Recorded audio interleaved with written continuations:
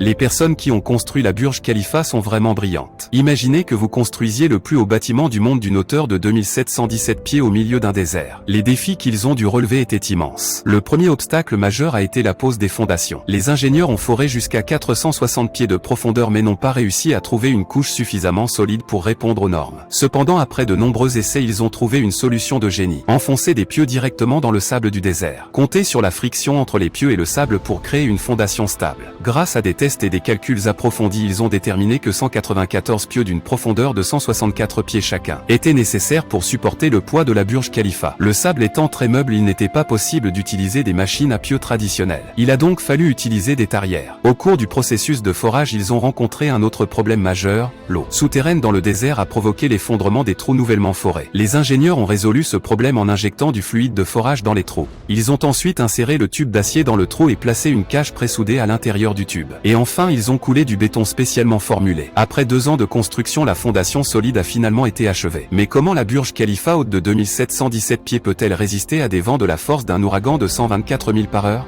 Après de nombreuses expériences et calculs, les ingénieurs ont adopté un noyau hexagonal et se sont inspirés de la construction des barrages pour construire des structures de protection autour du noyau. Ces structures protectrices ont non seulement permis une utilisation efficace de l'espace, mais ont également permis d'accroître la fonctionnalité du bâtiment. La clé réside dans la conception des cloisons, qui séparent les espaces tout en renforçant la structure globale. Pendant les tempêtes de sable, ces murs ont permis de réduire le balancement du bâtiment et d'en assurer la stabilité structurelle. En outre, de nombreuses couches structurelles et colonnes porteuses ont été ajoutées pour améliorer la stabilité du bâtiment. Ont été ajoutés pour renforcer la stabilité du bâtiment en cas de vent violent. Les ingénieurs ont également conçu le bâtiment de manière intelligente, avec une forme asymétrique et en spirale, ce qui a permis de disperser efficacement les forces du vent et d'éviter les résonances structurelles. En fin de compte, la Burj Khalifa haute de 2717 pieds se dresse avec succès dans le désert.